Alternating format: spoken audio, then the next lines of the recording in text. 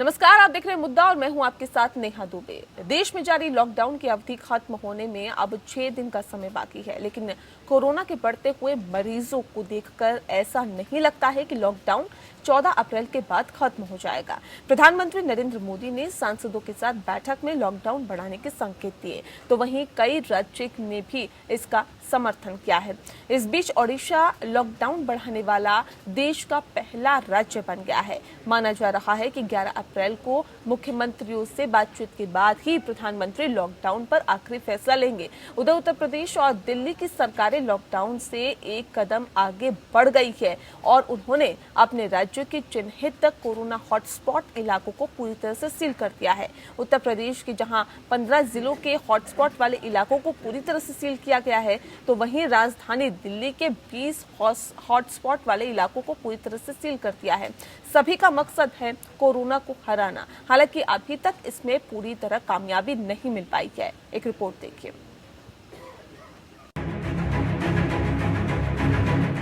देश में कोरोना संक्रमण के मामले 6,500 के पार हो गए हैं। इस बीच प्रधानमंत्री नरेंद्र मोदी ने बुधवार को विपक्षी दलों के 16 सांसदों के साथ बैठक की। उन्होंने सांसदों से कहा कि मौजूदा समय में पूरी दुनिया कोविड-19 की गंभीर चुनौती का सामना कर रही है। देश में इस वक्त सोशल इमरजेंसी जैसे हालात हैं। ऐसे में कड़े फैसले लेने के लिए मजबूर होना पड़ा और आगे भी बहुत सतर्क रहने की जरूरत है। प्रधानमंत्री ने जब लॉकडाउन बढ़ाने का संकेत दिया तो कई राज्य सरकारों के प्रतिनिधियों ने इसका समर्थन किया। इससे पहले कैबिनेट की बैठक में भी पीएम मोदी ने संकेत दिए थे कि लॉकडाउन एक साथ नहीं हटाया जाएगा। It was a very productive meeting. All the various party leaders gave their points of view. The Prime Minister and his senior cabinet colleagues heard us out with great patience, I must say. It lasted almost 3.5 hours. And he's taken all our suggestions on board. Let's see how he deals with the suggestions. उधर corona पर गठित मंत्री समूह ने भी school, college, shopping mall और धार्मिक स्थल 15 मई तक बंद रखने की सिफारिश की है। मंत्री समूह की राय है कि लॉकडाउन 14 अप्रैल से आगे नहीं बढ़ने की सूरत में ये भी गतिविधियां बंद ही रहनी चाहिए। इसके साथ ही धार्मिक केंद्रों और मॉल जैसे सार्वजनिक स्थानों पर ड्रोन से भीड़ की निगरानी की जाए। मंत्री समूह की बैठक मंगलवार को रक्षा मंत्री राजनाथ सिंह की अध्यक्षता में हुई थी।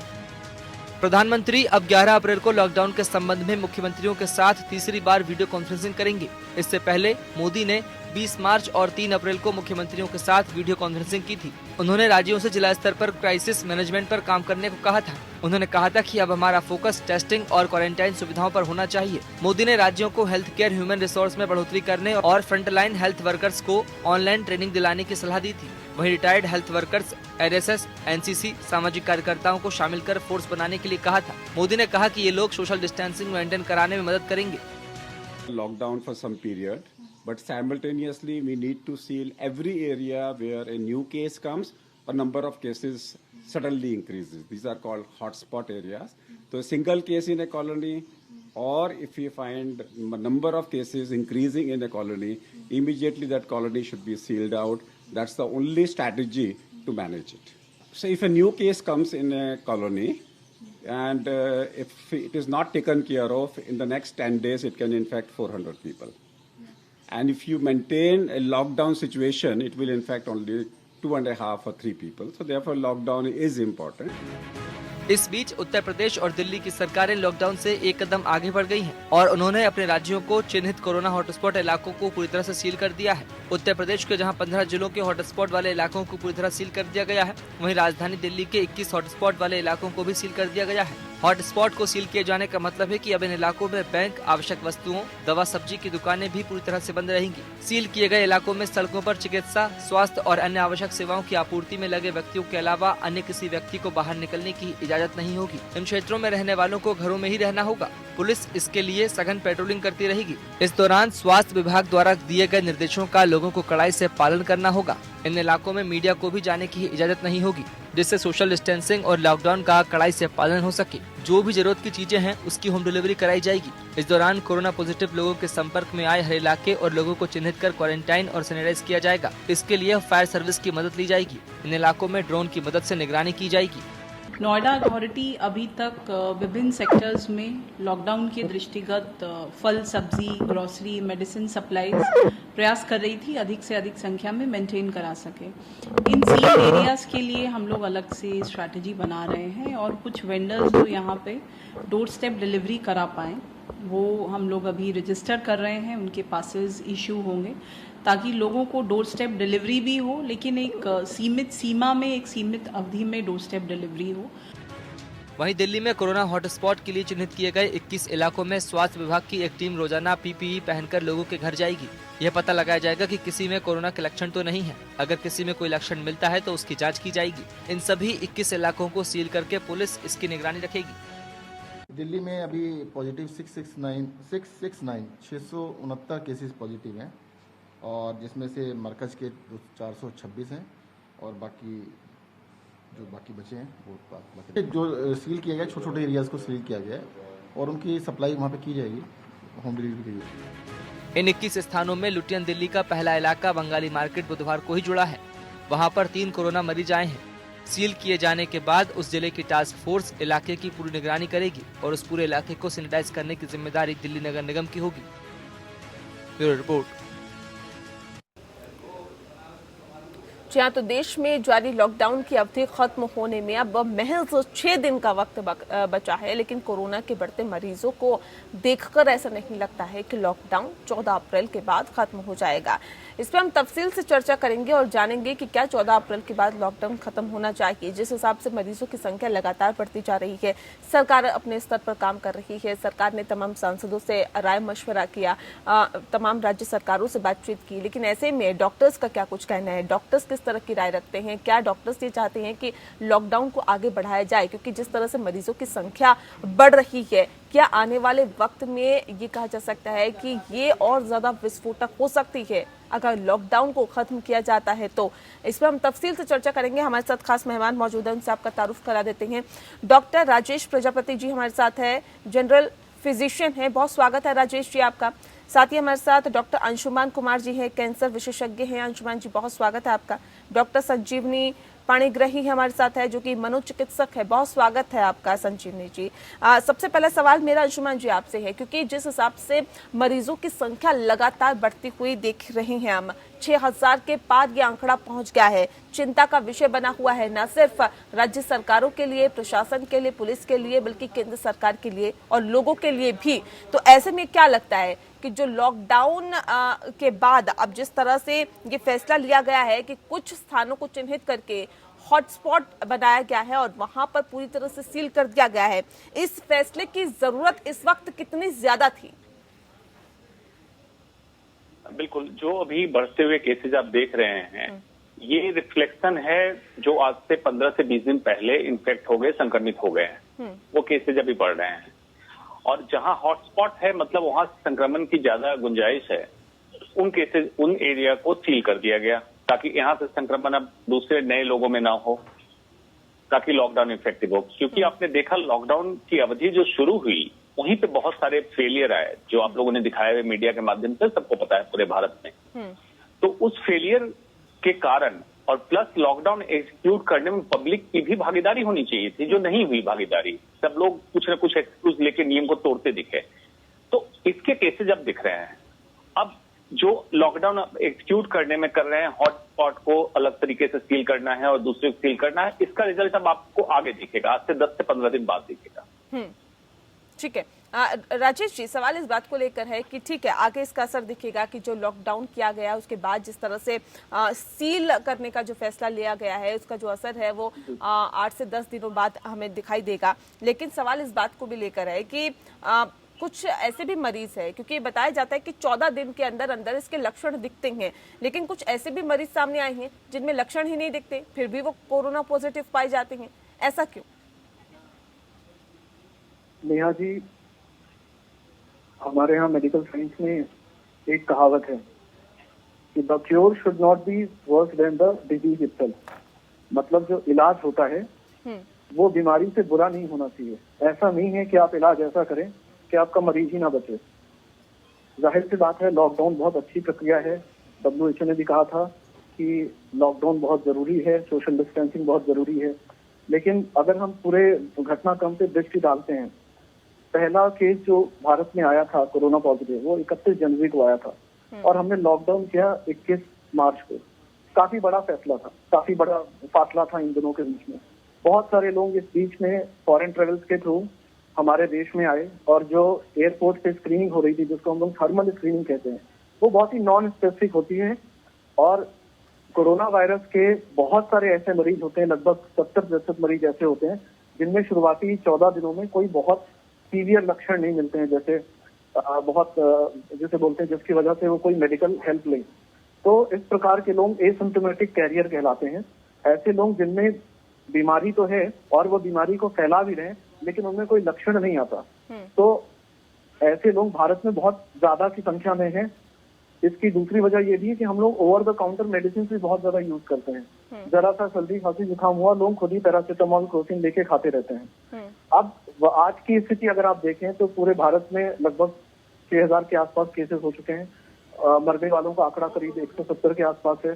तो कुल मिला के अभी की जो स्थिति है अभी भी बहुत चिंताजनक बनी हुई है और मुझे लगता है कि सरकार को जो लॉकडाउन है वो और अनुशासित तरीके से पालन कराना चाहिए। राजेश जी, लेकिन सवाल ये भी है ना कि आपने कहा कि शुरुआती 14 दिनों में उनके लक्षण दिखाई नहीं देते हैं। सवाल इस बात को भी लेकर है कि अगर 14 दिनों में लक्षण नहीं दिखाई देते हैं, क्वारंटीन में हम 14 दिनों तक रखते हैं और ये कहते हैं कि अगर आपको इस तरह के कोई भी सिम्टम्स है तो आप 14 दिनों तक क्वारंटीन में रहें, लेकिन ऐसे में जब 14 दिनों में लक्षण दिखाई नहीं दे रहे हैं, आपने कहा कि 70 से 75% ऐसे लोग हैं जिनमें नहीं दिखाई दे रहे हैं लक्षण, तो सवाल इस बात का है कि जब क्वारंटीन में रखते हैं 14 दिन, उनको फिर छोड़ दिया जाता है, लक्षण देखने के बाद ही तो उनका टेस्ट किया जाता है, या तो फिर उनका लगातार टेस्ट किया जाए ताकि ये पता चले कि हाँ ये कोरोना पॉजिटिव है या नहीं है। लक्षण के आधार पर अगर हम टेस्ट कर रहे हैं तो जाहिर तौर पर इस बीमारी से जीत पाना फिर तो मुश्किल ही लग रहा है।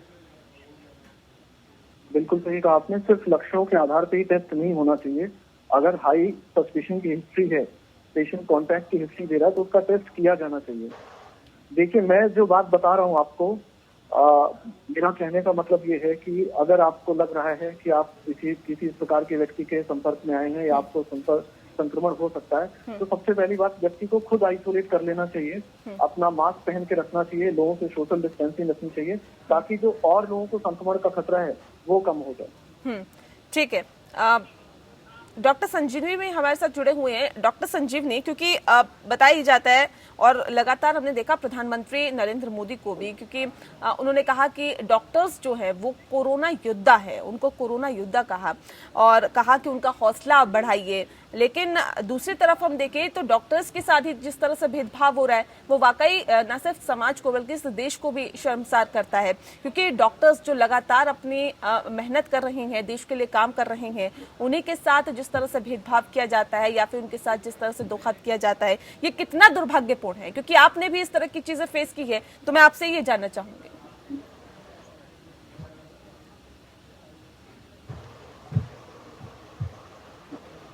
आपकी आवाज मुझे ठीक से नहीं आ रही। संजीवनी जी, आवाज मिल पा रही है आपको? हाँ, अभी आ रही है जी। संजीवनी जी, सवाल मेरा ये है कि जिस तरह से प्रधानमंत्री नरेंद्र मोदी ये कहते हैं जो मेडिकल स्टाफ है, जो डॉक्टर्स है, वो कोरोना योद्धा है, जो कि लगातार देश के लिए मेहनत कर रहे हैं, अपनी जान हथेली पर रखकर आपके लिए काम कर रहे हैं, लेकिन इसके दूसरी तरफ हम देखें तो उन्हीं डॉक्टर्स के साथ भेदभाव भी हो रहा है, उन्हीं डॉक्टर्स के साथ धोखा भी हो रहे हैं। इसे किस तरह से आप देखते हैं? क्योंकि आपने इन सब चीजों को फेस किया है, तो मैं आपसे ही जानना चाहूंगी कि ये कितना दुर्भाग्यपूर्ण है। जी, ये बहुत ही दुर्भाग्यपूर्ण है और इससे हमारे जो हौसले हैं उसमें प्रॉब्लम होती है।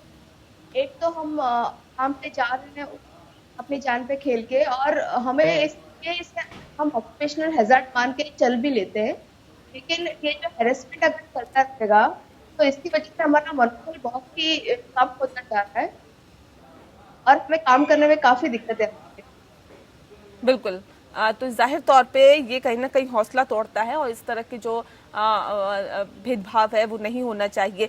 डॉक्टर संजीवनी, मैं आपसे जानना चाहूंगी, समझना चाहूंगी कि क्या हुआ था, किस तरह से आपको इस तरह की चीजों का सामना करना पड़ा, भेदभाव का सामना करना पड़ा, जरा हमें तफसील से बताएं। 23 तारीख से ये चालू हुआ था।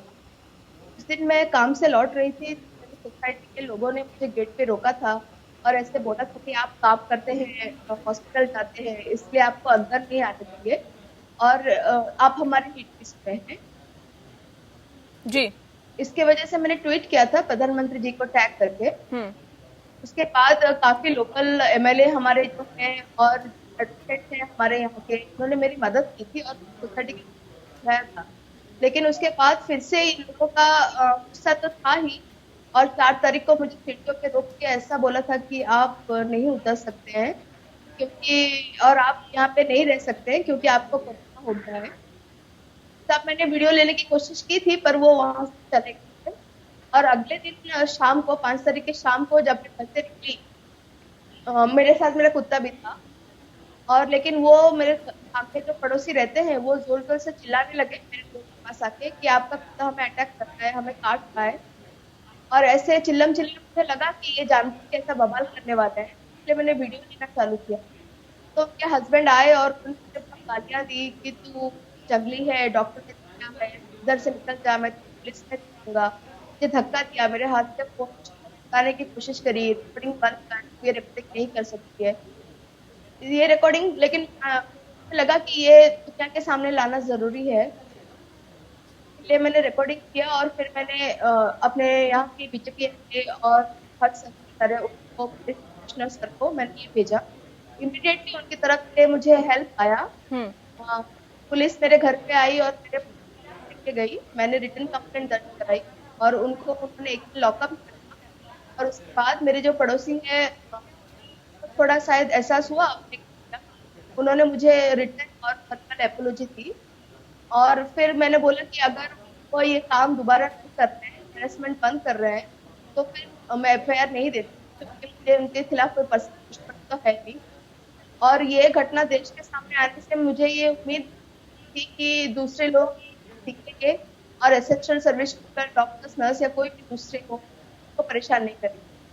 बिल्कुल, ये बहुत दुर्भाग्यपूर्ण है, लेकिन ये बहुत अच्छी आपने बात बताई है कि प्रशासन, जो स्थानीय प्रशासन है वो आपके साथ खड़ा रहा, जो विधायक है वो आपके साथ खड़े रहे, पुलिस आपके साथ खड़ी रही, और ऐसे में आपकी किस तरह से मदद की है वाकई सराहनीय है। लेकिन अंशुमान, आपसे जानना चाहेंगे, जिस तरह से डॉक्टर्स को भगवान का दर्जा दिया जाता है और ये कहा जाता है, और प्रधानमंत्री की अगर हम बात करें वो ये कहते हैं कोरोना योद्धा है, जिस तरह से सुप्रीम कोर्ट ने भी ये कहा है कि कोरोना योद्धा है डॉक्टर्स और इनके लिए भी सोचना चाहिए, तमाम तरह की यहाँ पर बातचीत निकल के सामने आती है, लेकिन डॉक्टर्स को बहुत महत्व दिया जाता है और देना भी चाहिए क्योंकि वो देश के लिए काम कर रहे हैं, लोगों को ठीक करने का काम कर रहे हैं, देश सेवा कर रहे हैं। बावजूद इसके ऐसे भी समाज में कुछ लोग हैं जो उनके साथ भेदभाव कर रहे हैं, जैसा कि संजीवनी बता रही थी। तो ऐसे में क्या लगता है कि कितना दुर्भाग्यपूर्ण है? नेहा, इस बात को समझिए, हिंदुस्तान में डॉक्टर को कोई महत्व नहीं दिया जाता, इस बात को मान लेना चाहिए अब हिंदुस्तान के लोगों को। डॉक्टर को जहां भगवान का दर्जा देने की जरूरत है, डॉक्टर कोई नहीं चाहता, किसी डॉक्टर से आप पूछ के देखिए, कोई नहीं कहेगा मुझे भगवान का दर्जा दो, न शैतान का दर्जा दो। तो डॉक्टर क्या कहेगा, मैं एक इंसान हूं, प्रोफेशनली क्वालिफाइड, स्किल्ड हूं, मुझे उतना ही रहने दो। आप एवज में डॉक्टर से कभी भी फोन करके, व्हाट्सएप करके, मेल भेज के कोई इलाज करवा लेते हैं, लेकिन इस आपदा के समय डॉक्टर अगर आपकी सोसाइटी में रह रहा है तो आपको मालूम है डॉक्टर किस तरह से प्रोटेक्शन लेके काम करता है। सबसे पहले खतरा है डॉक्टर खुद को बीमार होने, नर्स खुद बीमार होगी और तब संक्रमित जब होगी तब आपको संक्रमित करेगी। तो कोई आपको लगता है कि जैसे बॉर्डर पे आर्मी का जवान जाता है, चाहता है कि मैं मर जाऊं, कोई डॉक्टर नहीं चाहेगा। डॉक्टर पूरी कोशिश करता है कि सुरक्षा लेके करे, लेकिन ये बदतमीजियां बिल्कुल पब्लिक में फैल चुकी है कि डॉक्टर को एक टूल की तरह इस्तेमाल करो, एक औजार की तरह इस्तेमाल करो और उठा के डिस्पोजेबल की तरह फेंक दो। ये समाज में जो भ्रांति फैली है बहुत है। एक तरफ तो भगवान बना दो, दूसरी तरफ शैतान बना दो। मैं कहता हूं इंसान रहने दो, हम इंसान ही हैं, क्वालिफाइड हैं, हमें उतना ही काम करने दो, न ज्यादा दो न कम। राजेश प्रजापति जी, क्योंकि इससे पहले आपने देखा कि सरकारें भी इसके लिए सतर्क है और जैसा कि संजीवनी बता रही थी कि उन्होंने ट्विटर पर ट्वीट किया और उसके बाद ही उनको मदद मिलने लगी। तो ऐसे में ये कहा जा सकता है, भले ही तमाम लोग ये कह रहे हो कि सरकार ऐसा करती है या डॉक्टर्स को महत्व नहीं दिया जाता, लेकिन इसमें भी कोई दो राय नहीं है कि अगर आप आगे बढ़ के बताएंगे कि हमारे साथ ऐसा हो रहा है तो प्रशासन, पुलिस, सरकार सभी आपके साथ खड़ी है। जी बिल्कुल नेहा जी, मैं डॉक्टर संजीवनी जी के साथ पूरी सहानुभूति रखता हूँ और मैंने भी उनका वीडियो ट्विटर पे देखा था और मैंने उसे रिट्वीट किया था और पीएमओ को टैग किया था। नेहा जी, हमारे समाज में जो डॉक्टर को एक जैसे कहते हैं भगवान का दर्जा दिया जाता है, ये सब दिखावे के लिए होता है। क्योंकि अगर आप देखें हमारे यहाँ मेडिकल को अगर इतना ही इम्पोर्टेंस दिया जाता तो हम अपनी जीडीपी का सिर्फ 1.6% खर्च करते हैं हेल्थ पे, और उसी के अगर आप डिफेंस से कंपेयर करिए तो हजारों करोड़ रुपए की डिफेंस डील होती है, हजारों करोड़ की उसमें दलाली होती है और लोग सिर्फ जिसे बोलते हैं वेपन्स ऑफ मास डिस्ट्रक्शन, मतलब बड़े से बड़े परमाणु हथियार बनाने का प्रयास करते रहते हैं। सिर्फ हथियारों की जंग चलती रहती है और मेडिकल पे हेल्थ सेक्टर पे बहुत कम ध्यान दिया जाता है। ये दोनों तरफ होता है, सरहद के इस तरफ हिंदुस्तान में भी और सरहद के उस तरफ पाकिस्तान में भी। मुझे लगता है कि अब समय आएगा कोरोना के बाद का, इस महामारी के बाद लोगों को सोचने पे विवश होना पड़ेगा कि हम अगर अपने हेल्थ सेक्टर पे ध्यान नहीं देंगे, हेल्थ सेक्टर पे खर्च नहीं करेंगे और अपनी मेडिकल सुविधाओं को नहीं बढ़ाएंगे तो फिर दोबारा कभी अगर भविष्य में ऐसा होता है तो हम उससे कैसे निपटेंगे। नेहा जी, बहुत शर्म की बात है कि मैं देखता हूँ कि समाज में डॉक्टर्स के साथ दुर्व्यवहार किया जाता है, चाहे वो इंदौर की घटना हो या अभी दिल्ली में सफदरजंग हॉस्पिटल के बाहर की घटना थी जिसमें दो जो डॉक्टर्स थी उनके साथ बदसलूकी की गई। तो ये सारी चीजें जो हैं ये इस बात को दर्शाती हैं कि लोगों के मन में लोग अभी भी डॉक्टर्स को एक बिल्कुल राजेश जी, इस वक्त पे जब डॉक्टर्स का भी बहुत महत्व है, ये बीमारी लगातार बढ़ती जा रही है, डॉक्टर्स अपनी जान हथेली पर रखकर इस बीमारी का इलाज करने के लिए मरीजों का इलाज कर रहे हैं। इस वक्त पे जब बहुत कठिन दौर हमारे देश में है और हम इस कठिन दौर से गुजर रहे हैं, ऐसे में जाहिर तौर पे डॉक्टर्स पर अगर उनके साथ भेदभाव किया जाता है या इस तरह के आरोप लगाए जाते हैं तो जाहिर तौर पर दुर्भाग्यपूर्ण है। लेकिन सवाल इस बात को भी लेकर है कि कितना मुश्किल दौर है और इसमें डॉक्टर्स की कितनी अहम भूमिका है, और अगर इस तरह का ही बर्ताव डॉक्टर्स के साथ करते रहेंगे लोग तो क्या आपको लगता है कितनी मुश्किलें आएंगी इस समस्या से निपटने के लिए? जी, समस्या से निपटने में मुश्किलें जरूर आएंगी और अभी जो आने वाला समय है और कठिन आने वाला है। मेरी सरकार से आपके चैनल के माध्यम से गुजारिश होगी कि जो पुलिस तंत्र है, क्योंकि आज मैंने खुद एक्सपीरियंस किया और जो मैं देख रहा हूँ सड़कों पे वो भी मुझे समझ में आ रहा है कि जो पुलिस तंत्र है ये एक डंडा तंत्र बन के रह गया है। आप लोगों के प्रति लोगों का जीना बंद नहीं कर सकते, लोगों को उनकी जो जरूरतें हैं वो एकदम बंद, कोई खाना नहीं बंद कर सकता, लोग भूखों नहीं मर सकते। डॉक्टर भी समाज का ही एक हिस्सा है, एक उसी समाज से उठ के आता है। मैं उत्तर प्रदेश से हूँ, मैं उत्तर प्रदेश का जो कॉमन एंट्रेंस टेस्ट होता है पीएमटी उसके थ्रू आया हूँ। एक मिडिल क्लास को बिलोंग करता हूँ। मेरी भी फैमिली है, जो फैमिली के कुछ लोग हैं जो गांव में रहते हैं। बहुत सारे ऐसे लोग हैं हमारे घर के जो आज भी मजदूरी का काम करते हैं, जो डेली मतलब अगर आज ना कमाए तो कल उनके सामने खाने का संकट उत्पन्न हो जाएगा। तो सरकार को ये चाहिए कि एक लॉकडाउन सही है लेकिन इसका एक जो मानवीय दृष्टिकोण है वो भी ध्यान रखना चाहिए और जो प्रजातंत्र है उसको डंडा तंत्र नहीं बनाना चाहिए कि पुलिस के हाथ में आप असीमित अधिकार दे दें और वो किसी के साथ भी कैसे भी बदसलूकी करे। पहला। दूसरा, देखिए जो हमारे एग्जिस्टिंग सिस्टम है, हेल्थ सिस्टम है, वो बहुत ही वीक है। हम ऐसे देशों की बात कर रहे हैं, इटली, जापान, स्पेन, अमेरिका, जो अपने जीडीपी का एक बहुत बड़ा हिस्सा हेल्थ पे खर्च करते हैं, जहाँ की हेल्थ सर्विसेज हमसे बहुत अच्छी हैं, लेकिन उन देशों का ये हाल है। आने वाले समय में आगे से 2 से 3 हफ्ते में जब कोरोना वायरस के पीक पर हम पहुंचेंगे तो मुझे लगता है हमें अपने डॉक्टरों की और ज्यादा जरूरत होगी।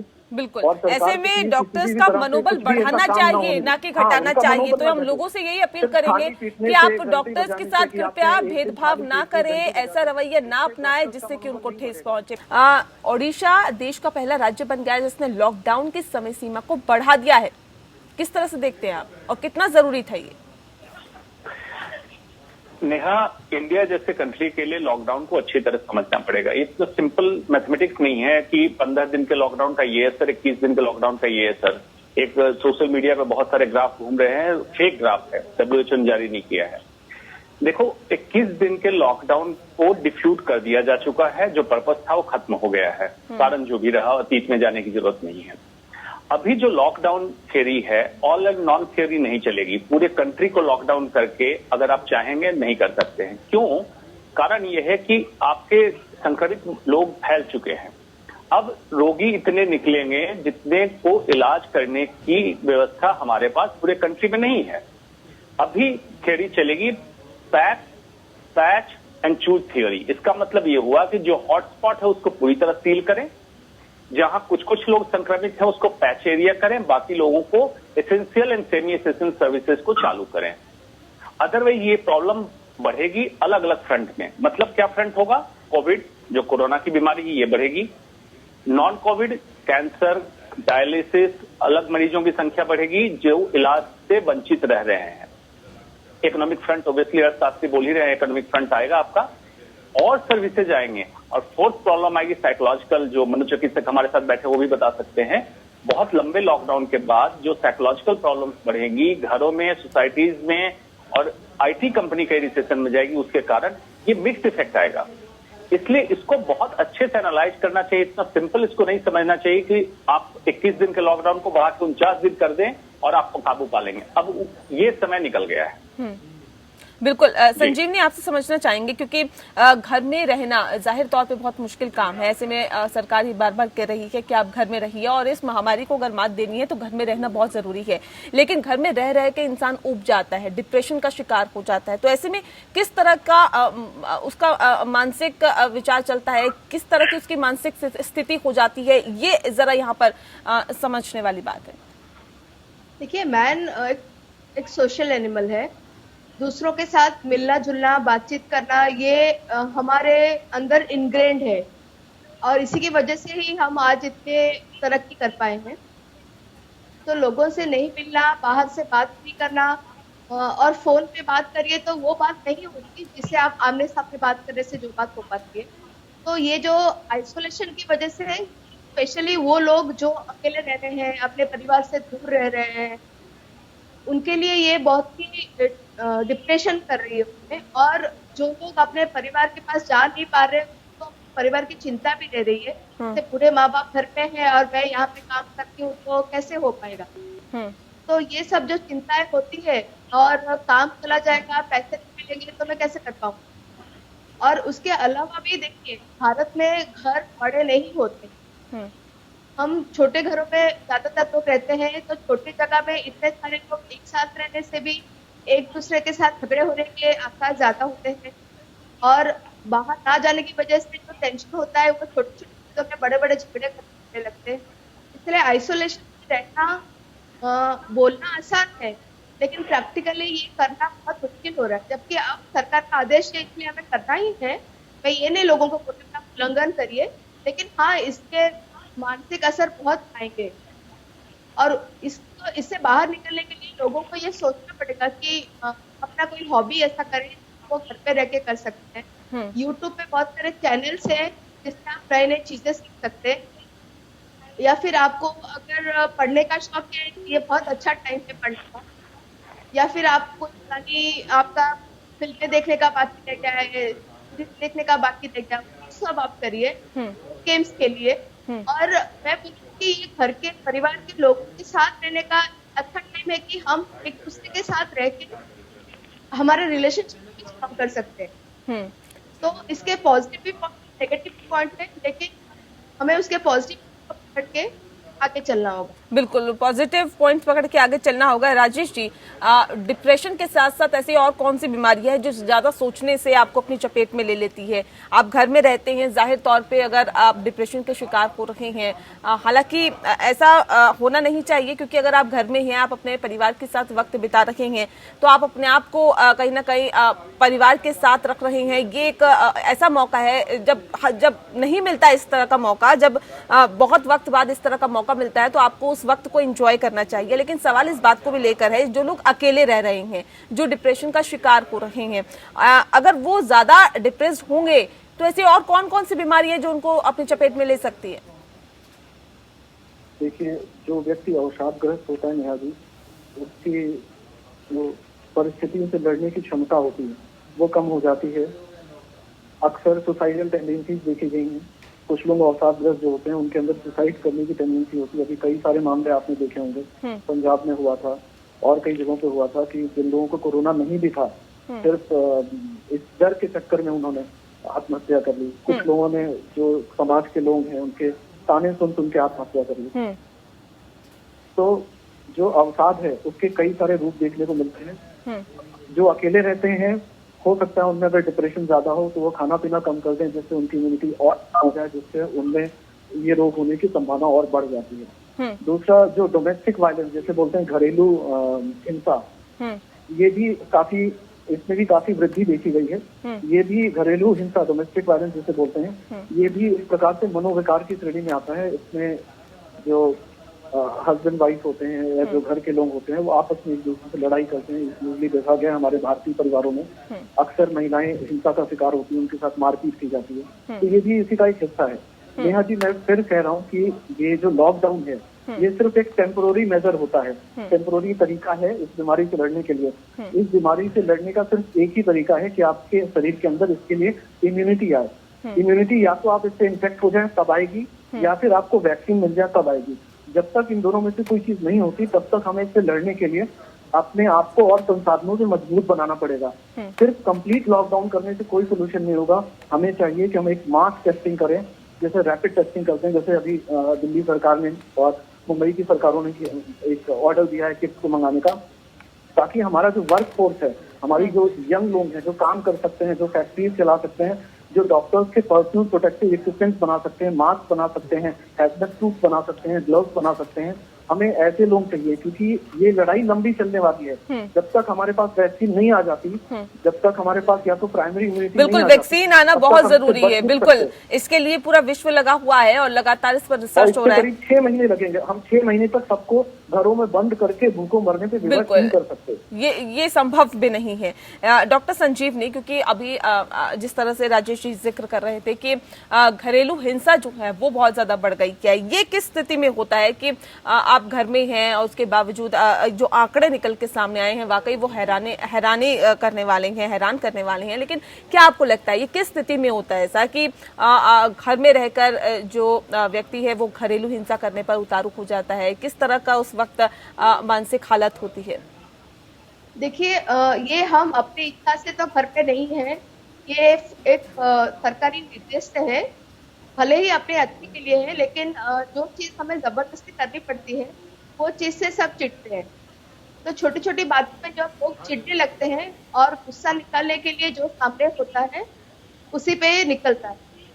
और खाली घर पे रहने की बात नहीं है, अभी लोग डरे हुए हैं। तो गुस्सा, चिड़चिड़ापन और डर, ये बहुत खतरनाक कॉम्बिनेशन है और इसकी वजह से घरेलू हिंसा बढ़ते हैं। छोटी छोटी बातें बड़ी बड़ी बातें लगने लगती है और छोटी बातों पर भी मारामारी हो जाती है। जी, घर में रहना तो बहुत जरूरी है, लेकिन घर में रहकर खुश कैसे रहे संजीवनी जी? जी देखिए, जैसे मैंने बोला कि आपको किस चीज में इंटरेस्ट है, किसी को गाना गाने में है, किसी को पेंटिंग करने में है, किसी को नई चीजें पढ़ने में है, नई चीजें देखने में है। हमसे बाहर जा नहीं सकते, लेकिन पूरी दुनिया हमारे मोबाइल में या हमारे कंप्यूटर में है। और आजकल भारत में हर किसी के पास, ऑलमोस्ट हर किसी के पास स्मार्टफोन है। तो आप अपने फोन के जरिए कुछ ऐसी चीजें देखें जिससे आपका मनोरंजन है, जिससे कोई नया चीज सीखने को मिले। और मैं ये बोलूंगी कि बार बार आप कोविड-19 के आंकड़े मत देखा करिए क्रिकेट स्कोर की तरह, क्योंकि इससे पैनिक बढ़ता है। न्यूज जरूर देखिए, अवेयर जरूर रहिए, लेकिन हर 15 मिनट में चेक करने की जरूरत नहीं है कि कितने लोग आक्रामित हैं और कितने लोग गुजर गए। अगर देखना है तो ये देखिए कि अपने आप को कैसे बचा सकते हैं, नए नए तरीके देखिए कोविड-19 से बचने के, और अपने हॉबीज पे ध्यान दीजिए। और ये एक अपॉर्चुनिटी मानिए सेल्फ इंट्रोस्पेक्शन के लिए कि ये हुआ।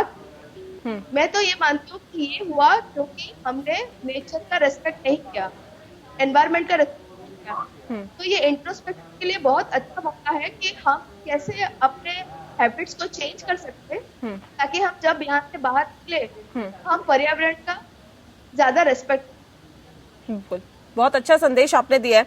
लेकिन अंशुमान जी, सवाल इस बात को लेकर है, जिस तरह की स्थिति फिलहाल अभी बनी हुई है, जिस तरह के हालात अभी बने हुए हैं, लगातार मरीजों की संख्या में इजाफा हो रहा है, 6000 के पार पहुंच गया आंकड़ा।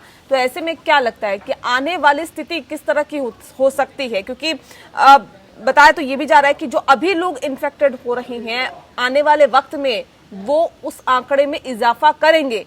तो क्या लगता है कैसी स्थिति हो सकती है आगे? बिल्कुल, पहले मैं डॉक्टर संजीवनी की बात को आगे बढ़ाता हूँ। जो आपने पूछा था घर पे डोमेस्टिक वायलेंस, उसमें एक बात बताते हुए फिर मैं आगे चलता हूँ। सोशल डिस्टेंसिंग की बात तो सबको समझ में आ गई, गांव के एक एक बच्चों को समझ में आ गई है। एक चीज मैं इसके साथ ही कहता हूँ, मेंटल डिस्टेंसिंग। मेंटल डिस्टेंसिंग का मतलब क्या है? Give mental space. घर पे जितने परिवार के सदस्य हैं एक दूसरे से बात करें। कन्फ्लिक्ट हर समय स्टार्ट होता है बॉडी लैंग्वेज से। उसमें मेंटल स्पेसिंग, एक दूसरे को स्पेस दें। जैसे डॉक्टर संजीवनी बता रही थी, अपने अपने हॉबी को, पैशन को डेवलप, इसके लिए स्पेस देना जरूरी है। आप बात भी करें, at the same time space दें। हर चीज में एक दूसरे को इंटरफेयर ना करें घर में।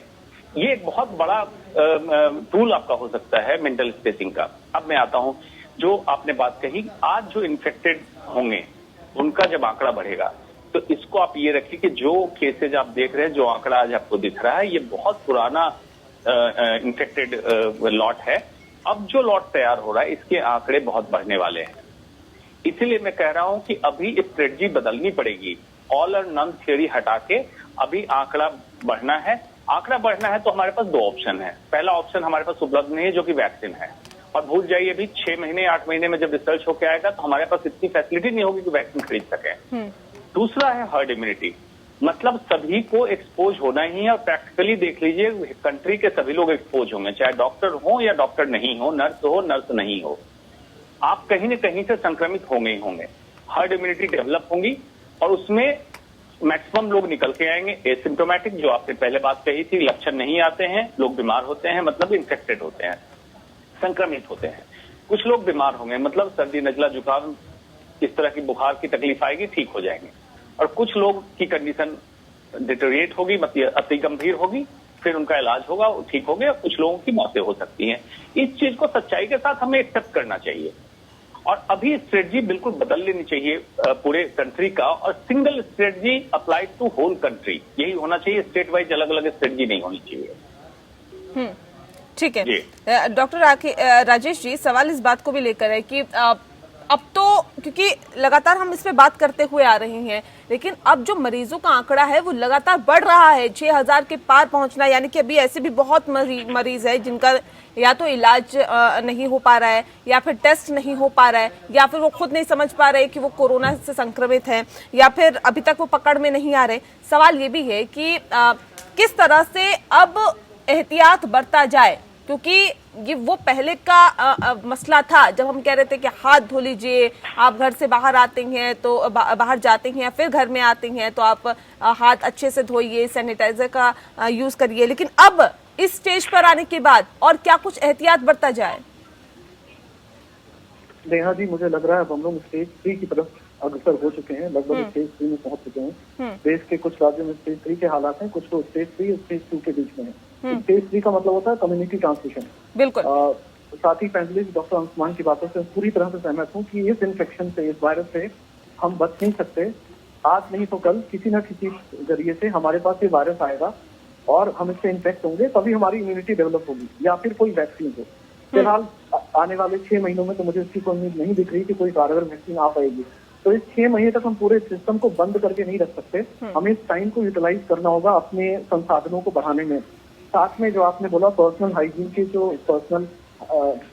जो हैबिट्स हैं, जैसे बार बार हाथों को धोना, कम से कम 20 सेकेंड तक साबुन से हाथ को धोना, साफ सफाई रखना, बिना मास्क के घर से बाहर ना निकलना, और घर से बाहर निकलने में जब आप दोबारा वापस आए तो हाथ धुलना, और जो कपड़े पहन के आए थे उनको प्रॉपर तरीके से वॉश करना, उनको डिस्पोज करना सही तरीके से धुलकर। तो ये जो स्ट्रैटेजी है ये बदलनी पड़ेगी। सिर्फ चीजों को बंद करके रखने से कोई फायदा नहीं है। आप दूसरी बात मैं कहना चाहूंगा आपके माध्यम से, आपके चैनल के माध्यम से, जो हमारे सरकार है और जो बाकी साथी चैनल से, उन तक मैं पहुंचाना चाहूंगा कि देखिए, कोरोना वायरस इन्फेक्शन एक नेचुरल चीज है। आप इसके लिए किसी भी व्यक्ति को विक्टिमाइज करना बंद करिए, उसको पापी साबित करना बंद करिए। ये एक नेचुरल चीज है, ये होगी। हमें खाली ये ध्यान रखना है कि एक साथ एक समय में बहुत सारे लोग ना आ जाएं, ताकि हमारा पूरा का पूरा जो हेल्थ सिस्टम है वो कोलैप्स ना हो जाए। हमें बस इस चीज का ध्यान रखना है और धीरे धीरे, जैसे डॉक्टर अंशुमान कह रहे थे, स्ट्रेटेजी चेंज करनी होगी। अपने वर्क फोर्स को बढ़ाना होगा और जो लोग काम कर सकते हैं उनको काम करने के लिए आगे आना होगा। फैक्ट्रीज खोलनी होगी, डॉक्टर्स के लिए पर्सनल प्रोडक्टिव इक्विपमेंट और वेंटिलेटर्स ये सब बनाने पड़ेंगे। हम इस तरह से हाथ पर हाथ धरे ज्यादा दिन तक नहीं बैठ सकते। बिल्कुल। संजीवनी, आपसे जानना चाहेंगे क्योंकि ऐसे भी कुछ लोग हैं जो कि चेकअप नहीं करवाना चाहते हैं, जो कि खुलकर टेस्ट नहीं करवाना चाहते हैं अपना, क्यों नहीं, क्या वजह होती है कि लोग टेस्ट कराने से बचते हैं? लोग इस बात से बचते हैं कि उन्हें ये बीमारी है या नहीं है वो क्लियर नहीं करना चाहते हैं। क्या वजह इसके पीछे रहती है? क्योंकि हाल ही में जिस तरह का मामला सामने आया, चाहे तबलीगी जमात से जुड़ा हुआ ही मसला हम समझ लीजिए, ये सरकार के लिए कितनी बड़ी मुश्किल है कि लोगों को ढूंढ ढूंढ के निकाला जा रहा है कि कहीं कोई कोरोना पॉजिटिव तो नहीं है। अगर एक भी शख्स ऐसा है तो जाहिर तौर पे वो बहुत सारे लोगों को संक्रमित कर सकता है। तो आखिर लोगों की क्या मानसिक स्थिति रहती है कि लोग छुप जाते हैं, सामने नहीं आना चाहते हैं, खुलकर टेस्ट नहीं करवाना चाहते हैं? क्या वजह इसके पीछे रहती है? जी, तबलीगी जमात के बारे में तो मैं पर्सनली नहीं पता मुझे वो क्या करते हैं, लेकिन जनरल बोल सकती हूँ। लोगों को फेक होता है डिनाइल, मतलब इस चीज को स्वीकार नहीं करते। नहीं, मुझे ये बीमारी नहीं होती, संभव ही नहीं है, मैं तो अच्छा खासा। ये समझिए कि सारे केसेस सिम्टमेटिक नहीं होते हैं, तो लोगों में सिम्टम नहीं आते हैं, वो इस डिनाइल में है कि बीमारी मुझे नहीं होती और नहीं है। और सिम्टम्स आने के बाद भी कहीं ना कहीं उनको ऐसा डर लगता होगा कि अब मुझे आइसोलेशन में सरकार देगी, मैं अपने परिवार से अलग होगा और मुझे लोग करेंगे और मुझे अभी जाने की क्या जरूरत है, मैं दुकान से पैरासिटामोल लेके खा लेता हूँ, मेरा बुखार चला जाएगा। जब तक लोग सीरियस नहीं होते हैं तब तक वो आना नहीं चाहते हैं।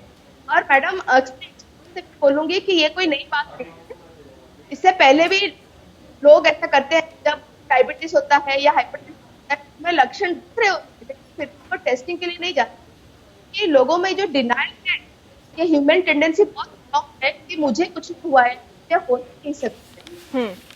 ठीक है डॉक्टर अंशुमन, ICMR की एक रिपोर्ट आई है, उसके अंदर ये कहा गया है, जो रिसर्च हुआ है उसमें कहा गया है कि एक व्यक्ति अगर लॉकडाउन ना हो तो तकरीबन 30 मिनट में 400 लोगों को संक्रमित कर सकता है। 30 दिनों में, माफ कीजिएगा, 30 दिनों में वो 400 लोगों को संक्रमित करता है। वो 400 लोग आगे भी संक्रमित कर सकते हैं। लेकिन अगर लॉकडाउन की स्थिति है, उसका घर से निकलना कम है, तो वो 30 दिनों में 2.5 लोगों को संक्रमित कर सकता है। इससे कितना आप इत्तेफाक रखते हैं? नेहा, ये थ्योरेटिकल है, सैद्धांतिक। मेडिकल में हम दो बातें करते हैं और हमारे एग्जाम्स भी होते हैं, दो हिस्से में होते हैं। एक थियरी मतलब सिद्धांत की बात होती है, प्रायोगिक मतलब प्रैक्टिकल बात होती है।